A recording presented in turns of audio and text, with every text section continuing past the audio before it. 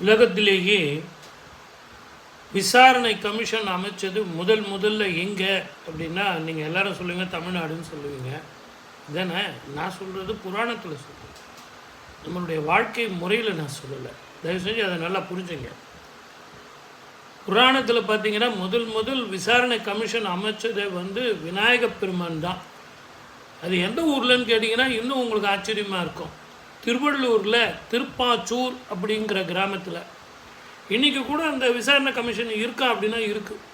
11 விநாயகர்கள் சேர்ந்து ஒரு மகாசபை ஒன்று அமைச்சு விநாயகர் சபைன்னே அங்கே இருக்குது. நீங்கள் எந்த கோவிலில் இல்லாத ஒரு அதிசயம், அபூர்வம்.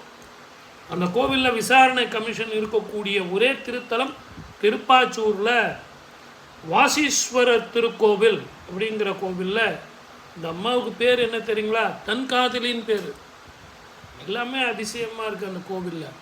ஒரு அற்புதமான கோவில். விசாரணை கமிஷன் யார் மேலே அங்கே வச்சாங்க அதை முதல்ல கவனிக்கணும்ல. இந்த நிகழ்ச்சியும் அதுதான். தன்னுடைய தந்தை மீதே விசாரணை கமிஷன். எதுக்காக அப்பா பேரில் இவர் விசாரணை கமிஷன் வைக்கிறார்? திரிபுராந்தகனை அழிப்பதற்காக ஈசன் தன்னை கவனிக்காமல் போயிட்டார். அவர் எப்படி எந்த தொழில் ஆரம்பித்தாலும் எது செஞ்சாலும் முதல்ல விநாயக பெருமானை நினச்சி தானே ஆரம்பிக்கணும். அப்போ தந்தையே தன்னை மதிக்கலையே, அது ஏன்? எதற்காக இது நடந்தது?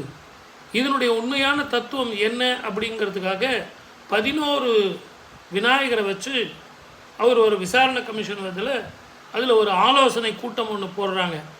அப்படிப்பட்ட ஒரு அபூர்வத்தலம்தான் திருப்பாச்சூரில் இருக்குது. நீங்கள் அங்கே போயிட்டு வரலாம்.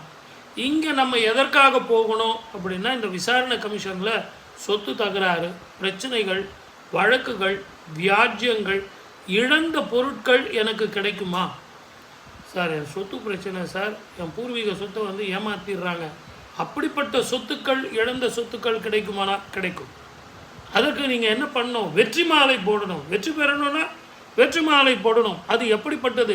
சிரசையே நாம் தானமாக கொடுக்கக்கூடிய அந்த ஒரு அபூர்வ எளிமையான பரிகாரம். அது என்ன? 11 தேங்காய் மாலை, அதே மாதிரி வாழைப்பழம் 11, நெய் தீபம் 11 நெய் தீபங்கள் ஏற்றி வழிபடணும். வினை தீர்த்தீஸ்வரன் அப்படின்னு பக்கத்திலே இருக்கார். அவருடைய தகப்பன் ஈசனே வந்துடுறார். இந்த விசாரணை கமிஷன் முடிவில் வினை தீர்த்த ஈஸ்வரனே இங்கே வழிபடுறவங்களுக்கு நான் அந்த விசாரணை கமிஷனுடைய ஜட்ஜ்மெண்ட்டை நான் ஒத்துக்கிறேன்னு சொல்லி வினை தீர்க்கிறார் அப்பா. அந்த வினையை தீர்ப்பது புள்ள. நீங்கள்